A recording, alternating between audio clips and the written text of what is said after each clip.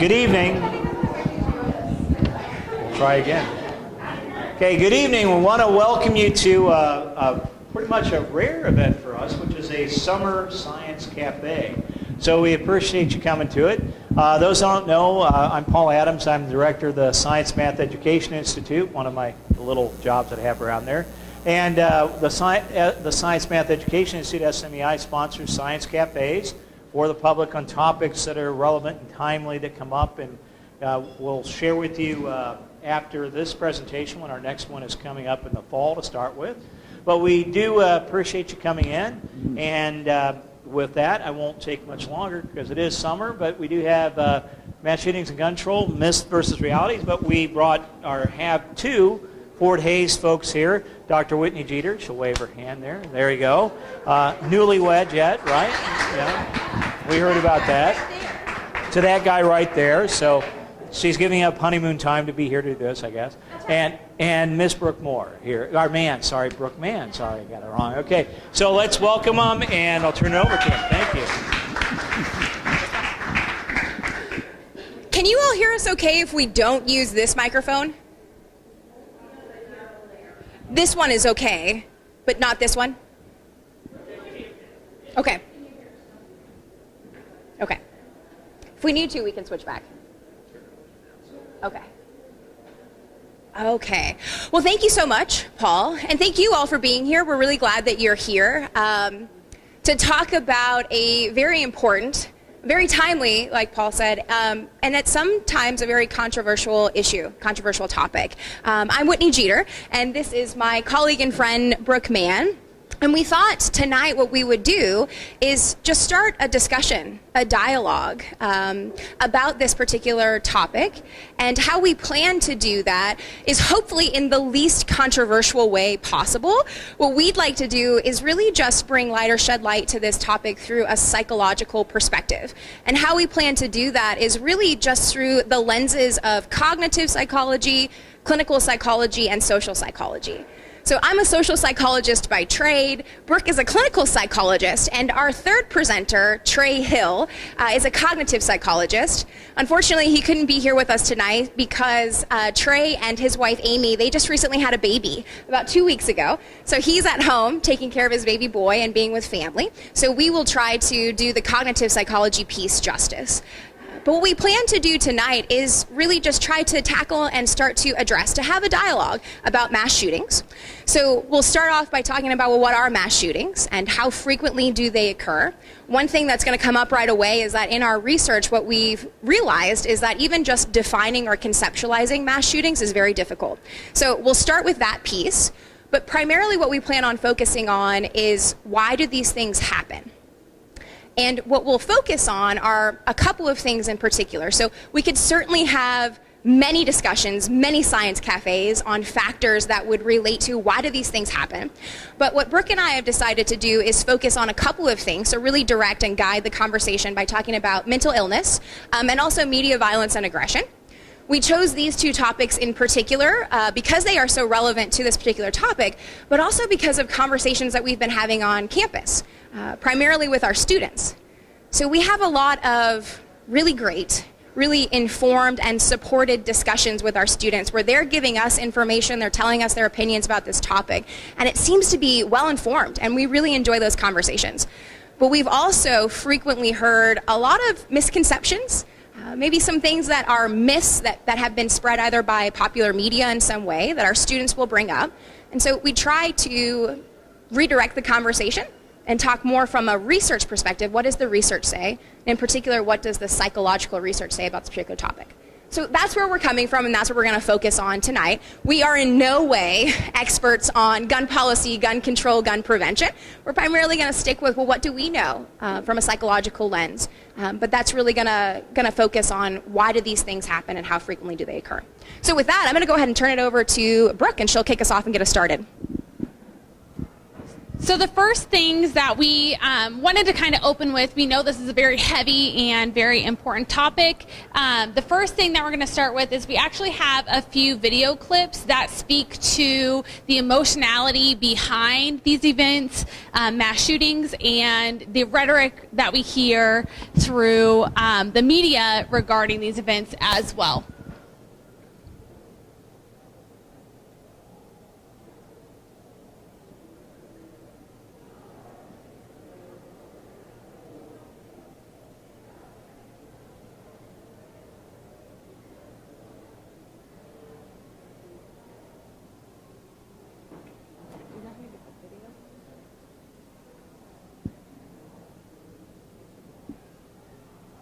Stay tuned.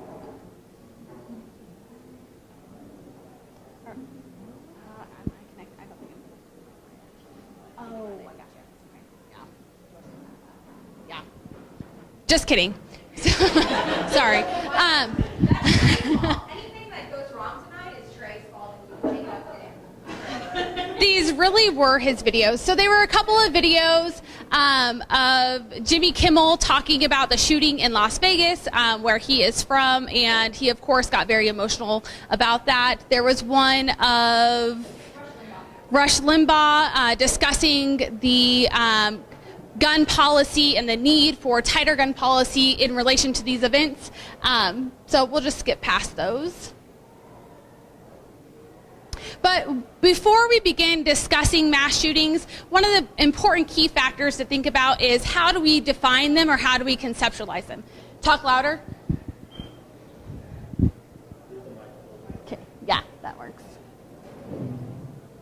So the research in how do we go about defining or discussing this to make sure that everybody is on the same page is one of the definitions, or the most widely accepted definition in research of mass shootings is the slaughter of four or more victims by one or a few assailants in a single event. And this single event could last several minutes or it could last several hours. So we're talking about the murder of at least four or more individuals at one location or one event. Doesn't necessarily have to be one location, but in one single incident. There are a number of examples, and in a few minutes, Whitney's going to talk about the statistics behind mass shootings, but we can certainly think of a number of examples in recent years, but also in the past several decades. So the Pulse Orlando nightclub shooting in 2016, the Virginia Tech shooting in 2007, the Sandy Hook Elementary School in 2012, Lovey's Cafeteria in Texas in 1991, McDonald's restaurant shooting in 1984, the University of Texas Tower shooting in 1966, the Columbine High School shooting in 1999, and the Edmond Post Office in Edmond, Oklahoma in 1986. And again, we just chose a couple to really highlight that this has been occurring for several decades. Of course, many of these, especially the most recent ones, are very vivid in our memories. But some of them maybe you guys remember from hearing about in the media. Certainly Columbine was well discussed on the media. Maybe you remember the Lovey's Cafeteria from 1991, etc. So there are a number of examples. And again, Whitney's going to talk about the statistics in a minute. So thinking about the cognitive psychology perspective and what cognitive psychology can tell us about these events is that they are actually much more rare. They occur much less frequently than you would think or than we generally think, and part of that is due to the availability heuristic, or our ability to recall events. So they are much more rare than we believe, but people believe that they are common, and through our talk, we'll talk about why there's this misconception that they happen frequently or they are common events. Cognitive psychology also discusses the ineffectiveness of certain tactics in stopping them. Again, Whitney and I tonight are going to focus on the why do these events occur, but there's not a lot of research in which specific details lead up to these events, and because there's not a lot of research in the why behind it. That means our tactics in stopping them and preventing them and identifying who might be at risk and engaging in these behaviors is often ineffective. And the likelihood of various causes based on predictive analysis. So again, because these events are very rare, the base rate of them occurring is lower. When we think about things like predictive analysis from the cognitive psychology perspective, it doesn't really give us a good opportunity to plug in what kind of risk factors exist and how that's going to give us some predictive analysis on it.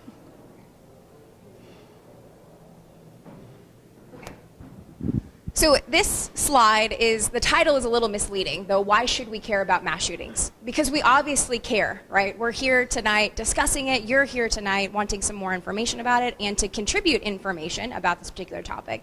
So it's not so much that we don't care about mass shootings or that we should try to convince each other that they're important. But there is a large body of research, not just from clinical or social or cognitive psychology, but from other disciplines as well. Sociology, for example, in terms of, well, why should we care about mass shootings? And commonly, right, unsurprising, we care because of the death and destruction that occurs.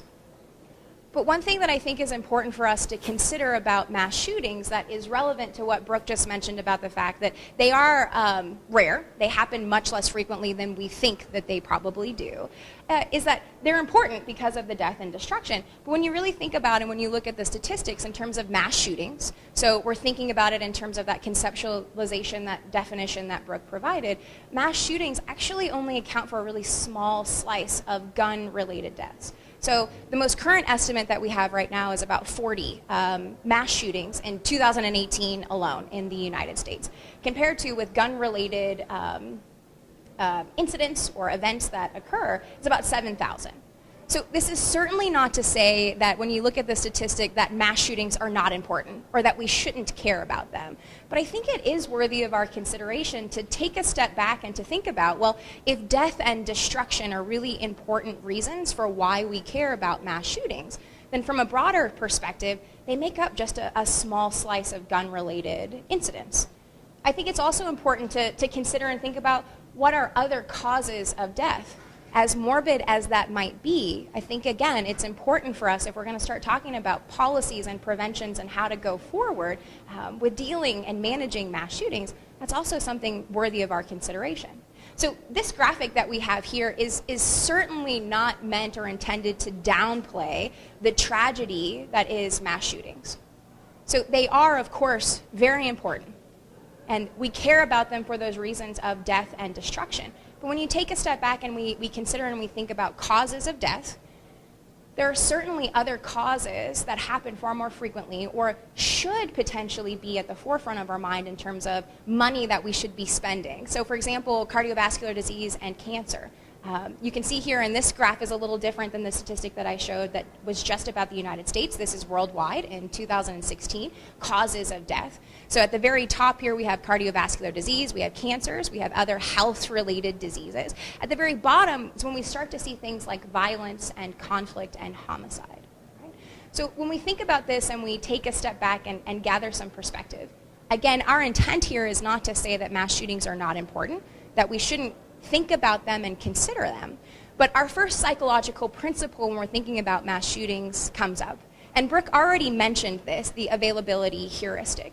So one of the reasons why, in addition to that reason of death and destruction, mass shootings being so important, is because there's a lot of exposure, right? Especially right now, and rightfully so. There's a lot of exposure. There's a lot of news coverage. There's a lot of social media coverage about shootings and gun-related deaths. Did you have a question?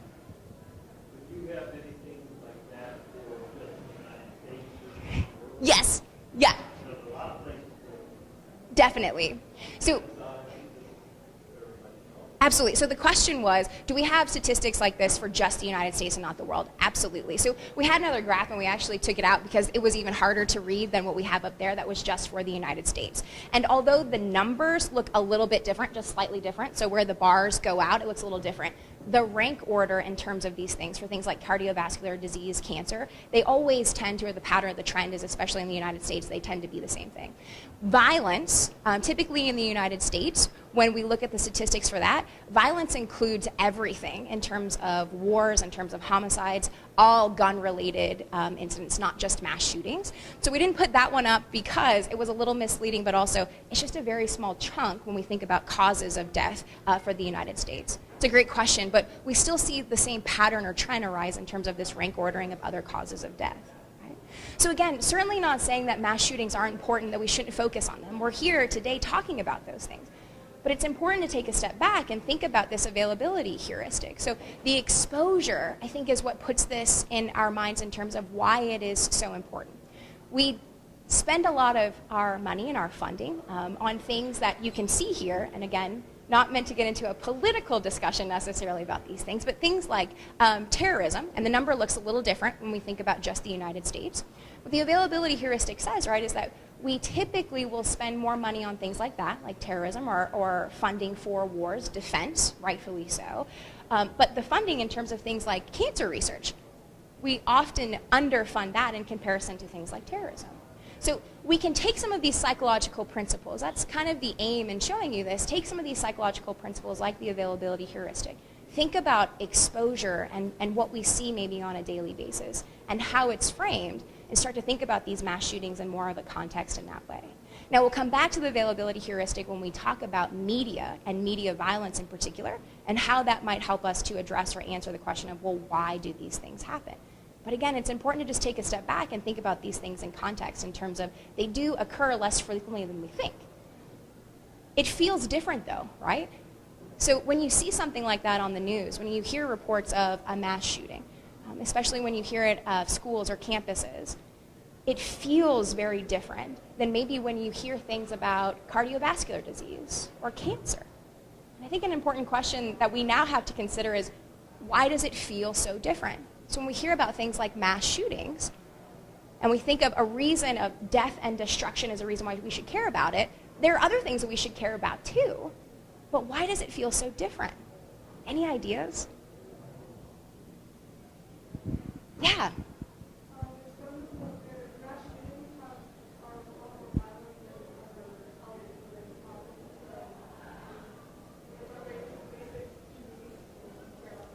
Absolutely, right? So what she was saying is when we hear about mass shootings, especially on the news, they do seem to be a lot more violent, right, than when you're reporting on things like health-related issues or matters. So absolutely, the violent nature definitely is a reason why maybe it feels so different.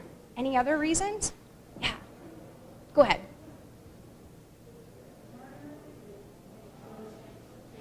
Right. And our default, right, so that the response was, murder makes no sense to us, especially something as senseless as this. Our human nature is to try and make sense of it, right? Why did this happen? That's the first question in the research that people are always asking is, why did this happen? So we're maybe drawn to that because as human creatures, we're trying to rationalize it. We're trying to figure out why these things maybe occur. Anything else? We'll go Kate, and then we'll come back over here. We feel like it's something we can control, whereas cardiovascular. Which is so interesting, right? So the response was that it feels like it's something that we can control, whereas something like cardiovascular disease, we can't control that. But we can all be conscious of our diet, right? I know, it's hard. I ate a salad tonight, and I'm regretting it already, looking at all these delicious meals. But maybe we could control certain things about our diet. So I think that that's an excellent point, that this is something that we're going to come back to, is that mindset in terms of control as well as accountability as well as blame are things that we'll talk about in the psychological literature. Just one more.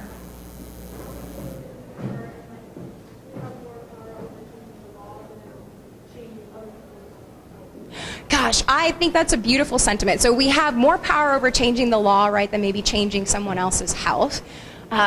It's hard though, right? It's really hard to talk about gun policy and gun prevention, and that's actually why we're going to stay away from it. I don't know if that's why you're here, but spoiler alert, we're not going to talk about that because we feel like there's some other things from a psychological perspective that we could really draw on. Another thing, and one thing that has come up quite a lot, which is why it maybe feels different, has to do with these kinds of statistics. So something that's very important that's come out of psychology research as well as other research is that although they are not occurring any more frequently than they have in the past decade, so research from 2006 till now says that, right, there's patterns or trends in terms of some years maybe we'll have more mass shootings than others, but when you average across, it's not necessarily that they're occurring any more frequently. But what is going on is that they are becoming more deadly. Right? So when these mass shootings occur and when we hear about them, statistically speaking, there are more people who are being killed. And that might be a reason for why we see this as being very different, feels different. Right? So if you go back to that statistic that I showed you about deaths worldwide, right, this still is sort of contradictory in terms of, well, cardiovascular disease, cancers, again, maybe are killing more people. But given the nature of mass shootings changing and becoming more deadly, that might be one of the reasons why we're so heavily focused on them. This graphic shows the same information that I just explained in terms of mass shootings not necessarily occurring more frequently, but that they are becoming more deadly. So here's what we want to do, is we're going to dive into the why piece. So some psychological literature on mental health, mental illness, as well as media violence and aggression, and really try to focus on this piece here of what might predict, but also what does not predict, at least at this current time with the literature in terms of aggressive behavior subsequently leading to mass shootings. And we'd encourage you, as we go through and we talk about some of this research and the literature, to jump in, ask questions. If you have something to contribute in terms of these particular factors, we certainly would welcome that at any time. But what we'll do is start with mental health. So as Whitney stated in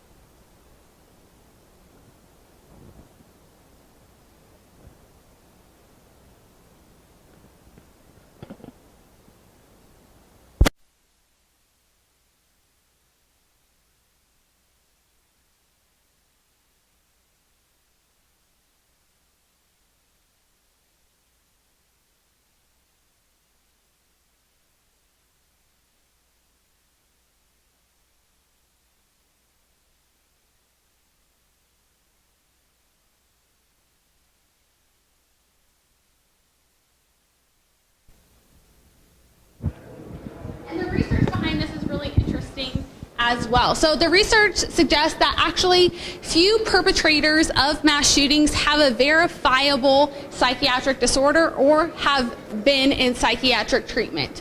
Now, this doesn't mean that they aren't suffering from something. It also doesn't mean that they weren't necessarily experiencing a psychological disorder, but that they are a population that may be less likely to reach out for psychiatric treatment.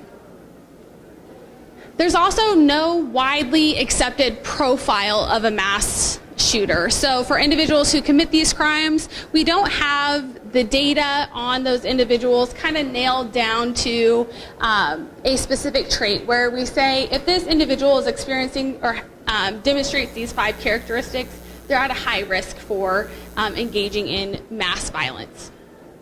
However, the research has found some similarities in individuals who commit these crimes. So again, those similarities aren't related to mental illness, but I thought it was important to talk about some of these similar experiences or characteristics or traits. So what research has shown is that individuals who, or these common threads of individuals who commit mass shootings is that they have experienced some kind of being bullied or social isolation as a child. They particularly hold grudges and are very strong in their convictions in holding grudges. They experience paranoid traits. Again, this isn't related to a psychological disorder, or it's not at the level where it would be categorized or diagnosed as a psychological disorder, but they experience paranoid traits such as suspiciousness or feelings of persecution. So that idea that everybody is out to get them or that they cannot trust anybody.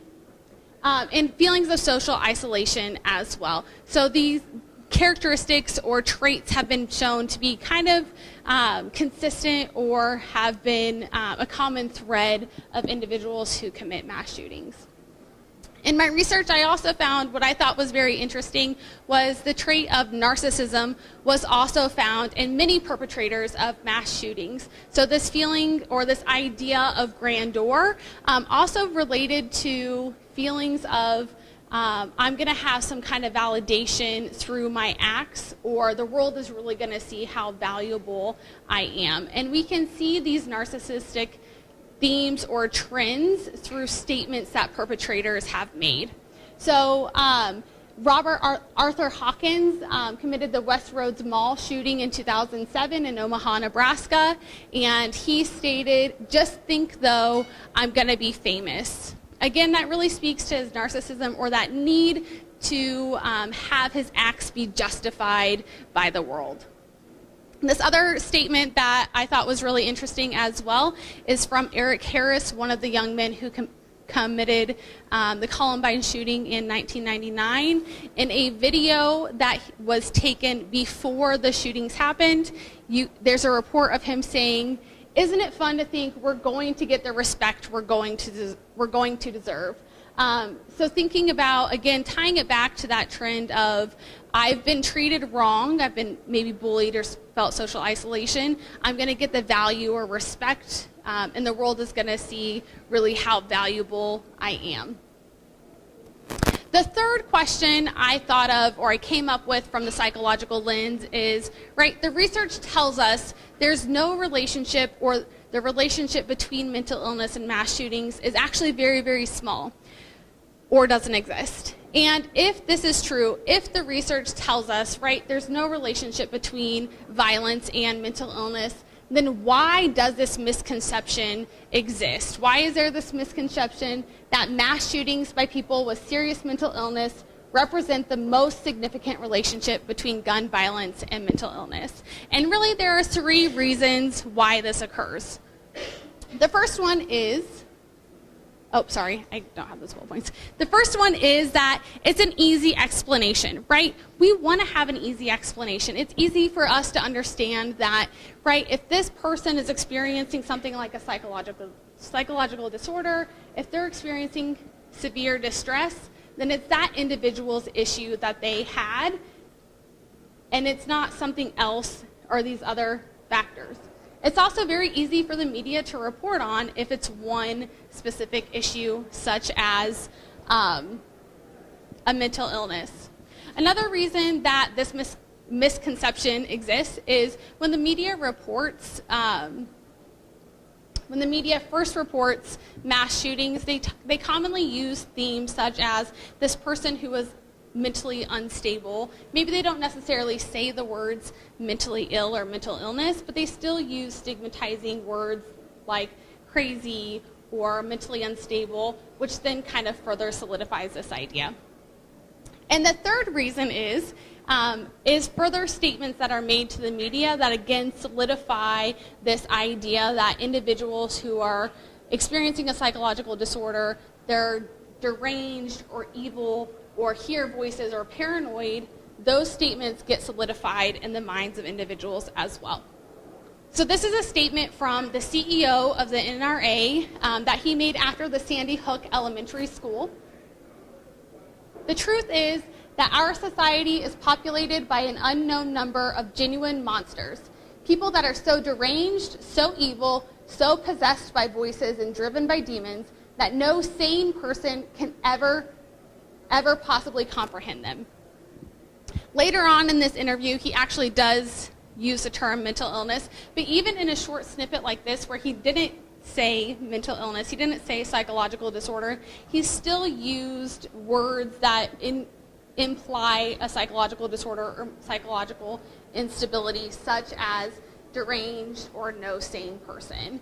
And what our psychological research tells us is that even in a rhetoric like this or a statement like this, there needs to be no further reinforcement that an individual that this person is talking about has a psychological disorder for this to be identified in that individual's mind or in the public's mind.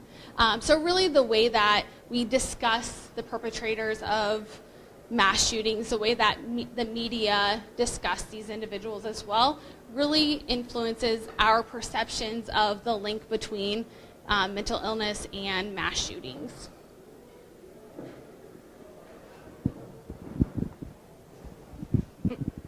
So I get to talk a little bit about the media and transition or piggyback off of what Brooke was talking about. But before we jump into that, any discussion or contribution about some of the research that Brooke just brought up?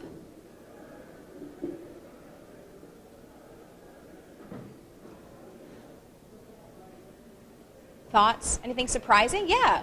Yeah, let's go. Okay. I think that we're defining mental illness as two limited things, and everyone thinks they feel need to fit into another, that they can't be different. Part of the thing that we have here is that, bullying and stuff like that, which is the person damages their self-esteem. And this is the part of the mental illness that we say, well, self-esteem is your own problem. And we also, that mental illness is not being helped as much as it is, the funding and stuff got back to that.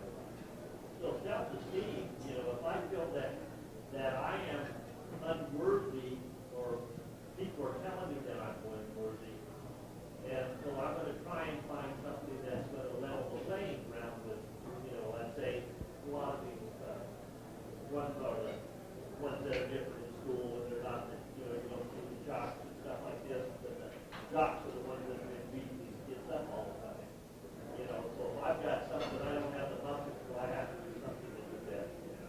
I think then it's not a mental illness like we think of as narcissism and all this kind of stuff. It's more of that I've been damaged in my belief for myself and my self-esteem.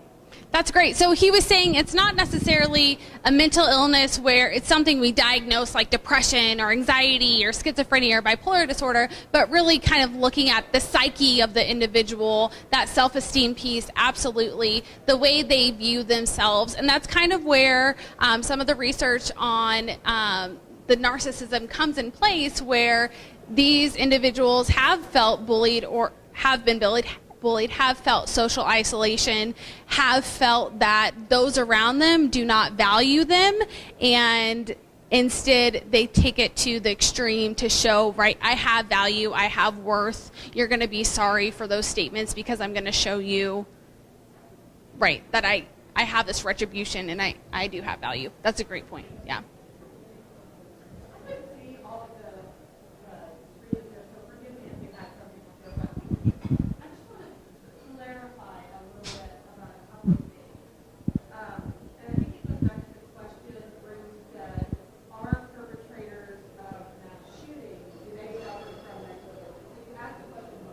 Right. And we do know that there are some examples of people who would have been categorized as having had a mental illness or at least having stopped treatment for a mental illness. So I have a question about where the data comes from or how you categorize it. For those mass shooters who have been killed in those incidents, how do we know that they did not suffer from a mental illness? And maybe just didn't receive treatment. Right. And also, when you use the word, I think you said they have not tend to have this kind of profile or some sort of I think it's a common trait that the right brain. Some common themes of traits. Yeah. Mhm. So, at what point does something get categorized just as a common trait versus narcissistic disorder, which would be on the scale of mental illness? So how do we parse that? Is everybody using the same operational definition? How do we know that in psychological research? So I want you to dig a little bit further into that. Great questions. I love them. So the first part was, right, there have been incidences of, yes. So she asked, how do we know perpetrators of mass shootings who have been killed, how do we know that they did not experience a psychological disorder other than based on the fact that they did not seek treatment? And what about those few incidences where there have been documented cases of somebody experiencing a psychological disorder? That's a great question. So for the individuals who have died as part of their act of mass shooting, we have to go off of family stories and then also their medical records as well. So that's a great question. Definitively, can we say that absolutely no, once someone has passed, have they experienced psychological disorder? Right. We can't necessarily say that. I'm just wondering if they're using the same criteria that's in Right. the published literature of the data. That's a great question. So most of the research that I've come across has used what we use in the clinical psychology field, the DSM-5, or the versions that were out during those times. So there is a standardized-ish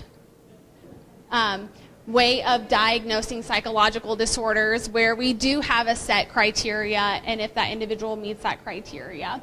Another thing, and I'm glad that you touched on this too, in talking about whether or not these individuals have psychological disorders. When we think about diagnosing somebody with a psychological disorder, we look at how their functioning in society or in daily life is affected. So if somebody is able to, maybe they're experiencing feelings of anxiety, but they're going to work just fine, they're interacting in their social relationships okay, or they're going to school, we're looking at their functioning as being relatively okay. And for most of these individuals, they're all right to function in society leading up to those mass shootings as okay, at least at the okay level. Yeah, so that's a great question. Was there another last part to that? No? Did I get it all? Oh, okay. Well, no, that's fine. Okay. Okay. Yes. Okay, so if I totally, non-expert area, for me, if a person commits a mass shooting, that is itself prima facie evidence that they have an illness. Right? I mean, I know this is so explain to me this connects. You know what I mean? So I'm not thinking this the same way you are. Right, that's a great question. So you're saying that if somebody experiences this event, is a perpetrator of this event, right, that in itself obviously shows this person has a mental illness. That's what you're saying, right? So in thinking about mental illness as far as how we classify it or categorize it in clinical psychology, we don't necessarily think of mental illness as being one thing. It's actually several different things on a continuum or spectrum, if you will. And if we can't pinpoint exactly what that person is experiencing and meets the criteria, then we don't classify it as a mental illness. Does that make sense? So you could say, right, everybody has blue or moody days. Everybody is a little sad sometimes, but just because you wake up one morning and you're a little bit sad doesn't necessarily mean that you have a mental illness.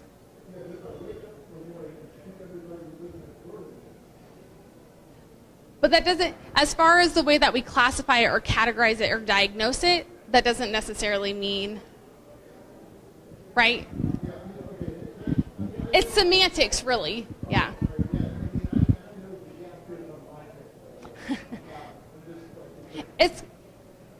I'm trying to think of a concrete example from like the medical field or biological perspective.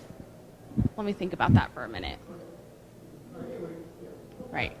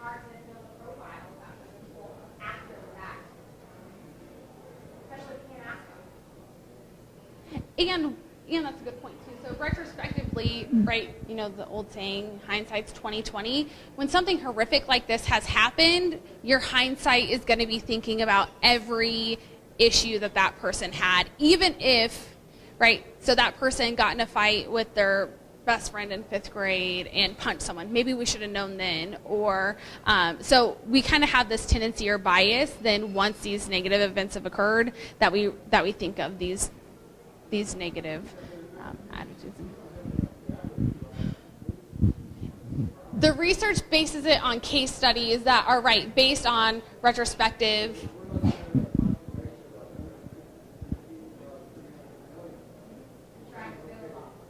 Right. And that's a great, that also speaks to this. We don't have a profile of individuals who commit mass shootings because, there's only 150 people of them, and also we can't speak to them after the event. But that is the entire population of people who committed mass shootings. 300 million people are out there committing mass shootings. Sure. Right. But a case study in terms of trying to get reports from them specifically and studying them before and after is so limited. I think that's what you're saying.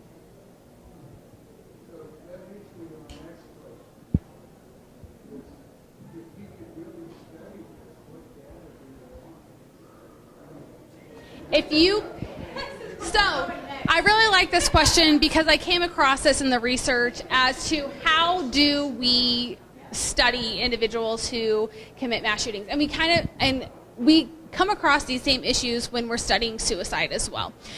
So one of the suggestions is that there are cases of where individuals have tried to commit mass shootings and their plans have been foiled or have been found out before the mass shootings could have been committed. So we could study those individuals.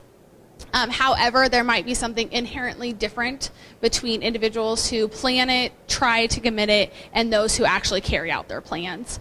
But other than that, the retrospective reports or studying those who have the plans and don't carry it out is really our best methodology at this point.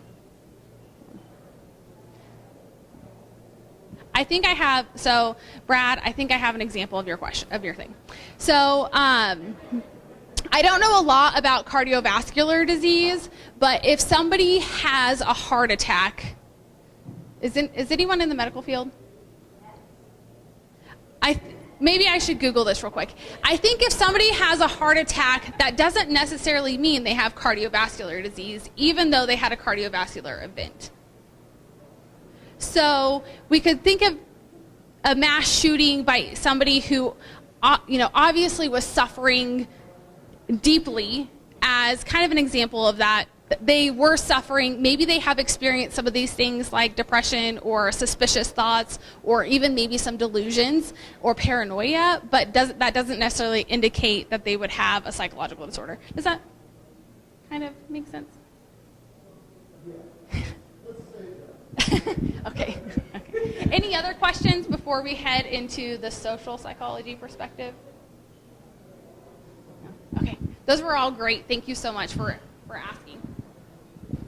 So this might be a nice transition to the question about, well, how do we study these things? So some of the information, this is a lost cause, some of the information that I'm going to talk about relevant to social psychology is going to present research that are laboratory studies, so experimental studies. So unlike clinical psych where they can look at case studies and they can look at some of that information, what we're trying to do in social psych is try to conduct laboratory studies. Now, I will say, before I even present on any of this, that there is a slide at the end of this that notes this is flawed theory and practice, right? So we know that this isn't a perfect method for going about it. And actually, when we talk about mass shootings, one of the things that we talk about in social psych is the aggression piece. So the violence piece that could potentially then predict whether or not someone's going to carry out and act like a mass shooting or whether or not they're going to be violent in general. So I do know that it's not a perfect method, but this is one way that we try to go about doing some of those things. So one thing that I did want to mention, and I know that this is pretty text heavy, so I'm going to just try to explain a little bit about this particular study, is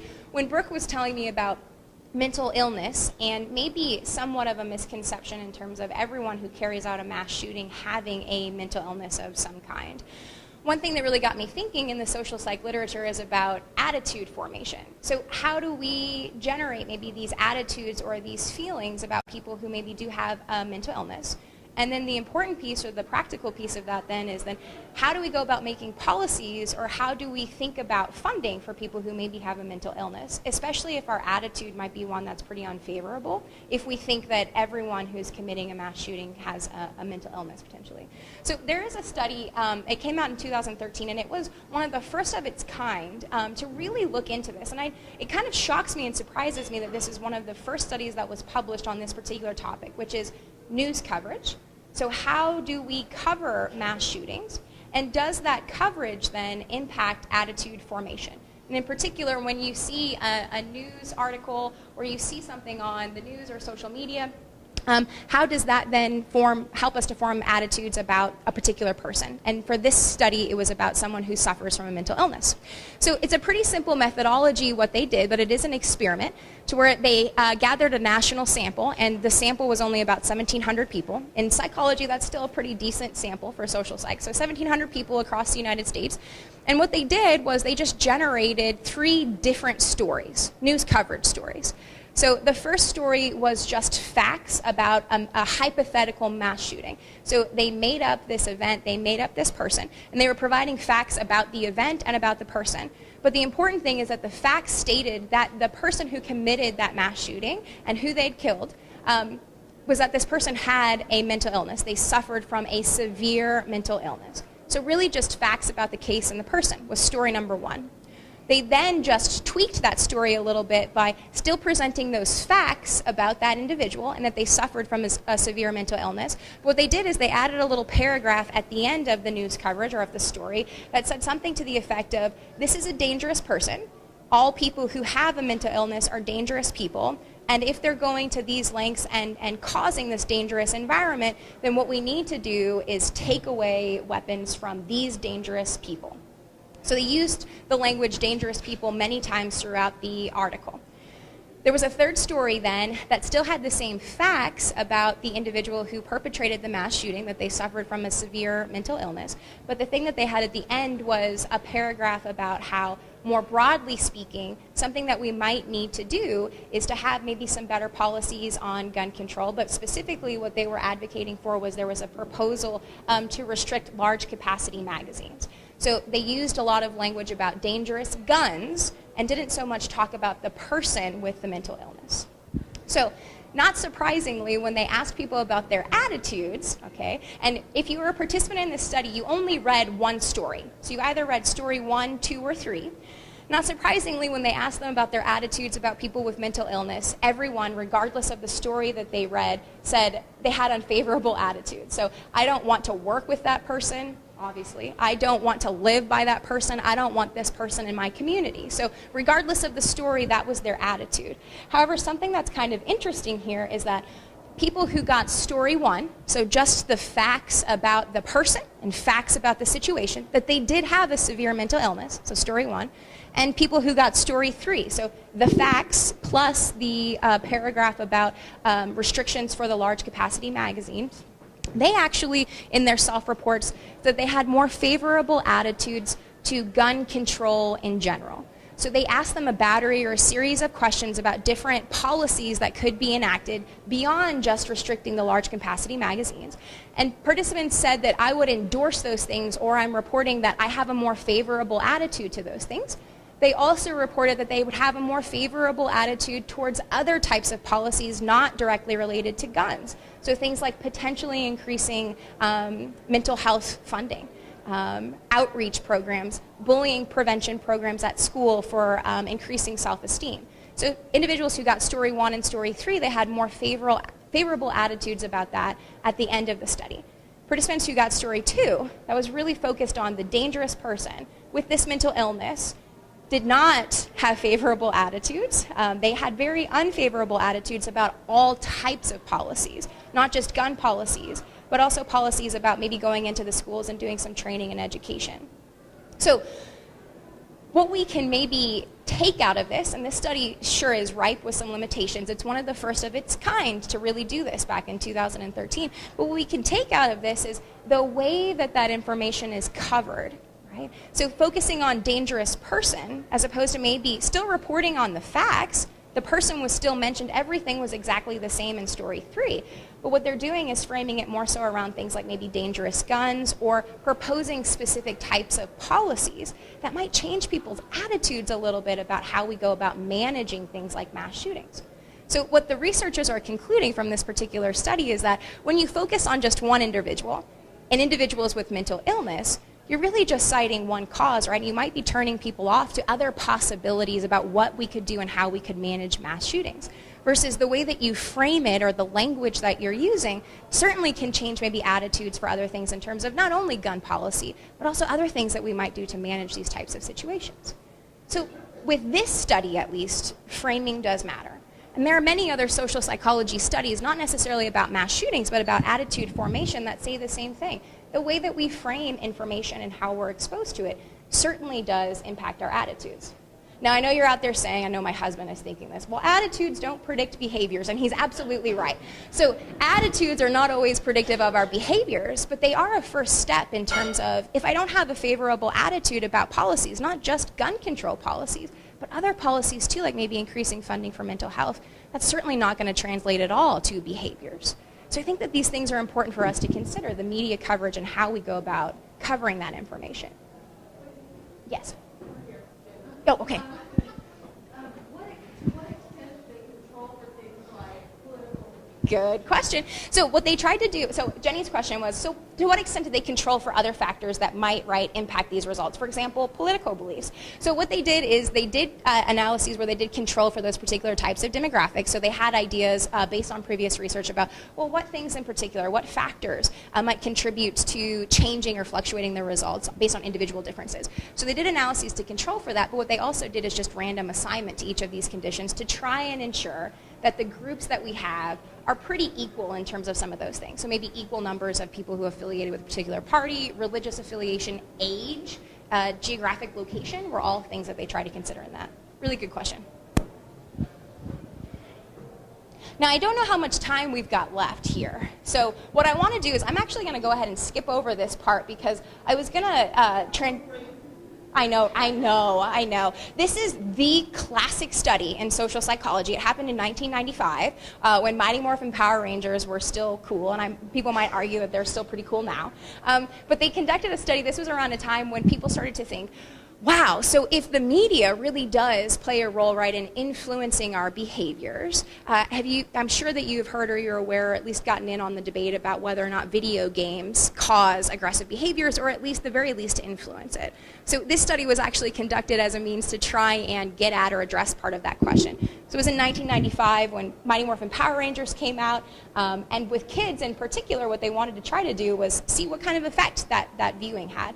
I don't know if you know this, but the researchers cited that in episodes of Mighty Morphin Power Rangers, there are about 200 violent acts per hour of watching Mighty Morphin Power Rangers. So that includes things like actually like killing the villain, but also like punching and kicking and screaming and that kind of thing. But 200 acts per hour of watching it. So the punchline of this study, to kind of go through it quickly, because I want to really talk about one other thing, is that they did find that watching Mighty Morphin Power Rangers, at least on some level, did increase aggressive behaviors. And they watched these children for a period of time. It was kids who were between the ages of 5 to 7. They watched them at school after they were either in a control group where they didn't watch any TV, or they were in the Mighty Morphin Power Rangers group where they got to watch them at school, which is pretty amazing. But what they found actually was interesting as well as a little scary, and this is kind of what kicked off social psychology in terms of looking at aggression. So if you can kind of orient yourself to this graph here, what they did is they divided it by sex, because that was also something that was very interesting to them. I won't call your attention over here, but what's most important about this is that for boys, watching the Mighty Morphin Power Rangers did significantly increase their aggressive behaviors, and these are aggressive behaviors that are measured per minute at school. So things like kicking or slapping or screaming or terrorizing the classroom, destruction, that kind of thing. So this was one of the first studies that said, and kind of started this stir about, my goodness, media violence causes aggression, especially in our young boys. What are we going to do about this? And since that time, there have been so many studies that have come out that have said very similar things. Said similar things in terms of when you play, for example, a violent video game versus a non-violent video game, that does increase, it's related to increasing aggressive thoughts, aggressive feelings, aggressive behaviors. It also goes so far as to increase physiological arousal. So when you're playing a violent video game versus non-violent video game, your heart is racing, you start to sweat a little bit more. There's even pathways that are activated in your brain in terms of pleasure pathways. So there is research to suggest that. But as a social psychologist, what I'm here to say is that this is all correlational types of research. And when I hear my students say violent video games, right, are causing aggression, this isn't necessarily the case. Thank you. Thank you. You think it'll work? I'm getting a workout squatting over here. It isn't necessarily the case. The effect sizes for these differences are so small that they're actually not even really worthy of our consideration. So I'm not trying to say, right, that it doesn't necessarily, so watching violent video games or playing violent video games doesn't necessarily cause aggression. That could subsequently lead to some of these more severe things. It is correlational. They are related to some extent. But one thing that's kind of interesting is some more recent research that has come out, and this is the last thing that I'm going to end with, but some recent research that's come out that's looking at individual differences, that's looking at situational factors, and that's really what social psychologists do. So one study that came out in 2014 was trying to look at motivation or intent behind the violence, as opposed to just having two groups where you have violent video game players and non-violent video game players. So what they did in this particular study was they took a character from Harry Potter. I don't know if there are any Harry Potter fans here, but Voldemort is the villain in Harry Potter, right? He does things that are evil just because he wants to. He is considered to be an evil person. So when he is acting violently, his motivation is because he wants to do that. He wants to inflict pain. He wants to inflict harm. What they did then is they looked at, well, superheroes. Superheroes are pretty violent, right? They do things that would be considered the same thing that we conceptualize violence: hitting, kicking, killing, punching people. So they are violent too, but the intent behind their violence is a little bit different. So what researchers wanted to see, and again, this is a laboratory study about aggression, and can it predict aggression, was if you play a game where you are a Voldemort avatar versus a Superman avatar, then what they do is they ask you to engage in a task that social psychologists have deemed as an aggression task. And the task is very simple. What you're told is that there is a participant in the room next to you, And you have the opportunity to either give them some chocolate, which everybody loves chocolate, is what the researchers say, or you can give them some hot chili sauce. And they give you an opportunity to taste the hot chili sauce. It is uncomfortable. Even people who really love the hot chili sauce would probably find this to be very uncomfortable. It's very unpleasant. What they do then is they ask the participants, how much do you want to give to the other person? Do you want to give them chocolate? Do you want to give them chili sauce? And how much do you want to give them? Can you guess? So there is a difference between playing Voldemort and playing Superman in terms of who doles out what. When you're Voldemort, yeah. So when you're Voldemort, you certainly give more hot chili sauce than you do chocolate. When you're Superman, even though you've been playing as a violent character, you're still more likely to give the chocolate. But also something that's kind of interesting is compared to a control group where they're just playing a random video game, the Superman character, or the participant who's playing that, gives more chocolate, does something nice, nicer than the people who are just playing a regular video game. So this is certainly not in comparison or on the level, right, of the aggression or the violence that we've been talking about tonight, but I think that it is an example of how we can maybe do some laboratory studies to study aggression, because it's difficult. It's hard to try and do research on mass shootings with participants, especially given some of the limitations that we have. So I think there's a misconception in terms of violence and violent video games, media violence, in terms of, does it really cause some of these things? And the answer is no, it doesn't cause. It could be related, but there are all sorts of methodological inconsistencies and flaws to that. There's also the idea of, do lab studies actually translate to the real world, right? So a lot of times what we see often, and it goes both ways, when you have an effect where there is maybe more aggressive thoughts and behaviors when you play a violent video game, if you bring the same participants back to the lab 2 hours later and you have them do a different task, they're not violent or aggressive anymore. So there's a time lapse in terms of how long that effect really lasts. So it's still very difficult for us to try and study these types of things, but we are trying. And one thing that we have tried to do is what Brooke was mentioning earlier, which is try to build out these profiles, these risks and resiliency approaches that physicians and doctors will use too in terms of trying to gather information, whether it be lab or real world, because our samples are so low, to try and figure out, well, what are the best factors for predicting when something like this is going to happen, while also acknowledging that we're never going to be able to 100% be able to predict why do these things happen in the first place. Yes, questions?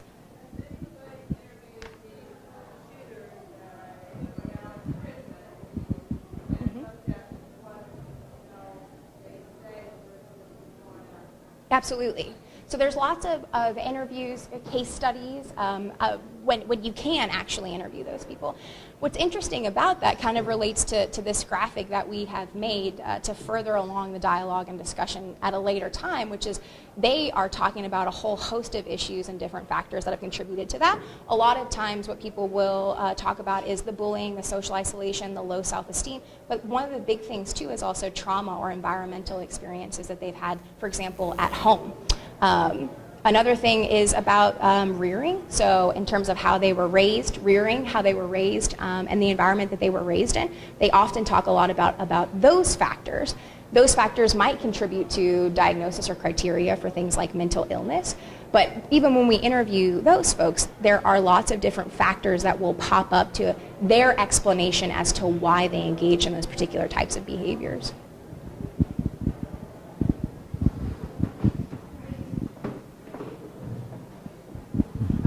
So kind of our concluding thoughts or wrap up is what we hope that you guys have gained from this presentation is that when we talk about mass shootings, we talk about what can we do to prevent them.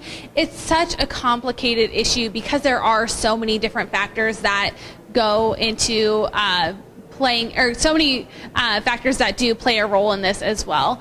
And something else that's important to remember to keep in mind is that what the research says is not translated well into what is portrayed through the media. So what we hope is that the next time that an event like this happens, and right, we all hope that it doesn't happen, but we hope that the next time that it does happen, when you guys get that data or get the reports, that you remember the research, or that you then go on and do your own research as to what these statistics actually say. Are there any last concluding thoughts or questions? Yeah. Thank you guys so much for being here and sticking with such a good topic. They don't need that. So,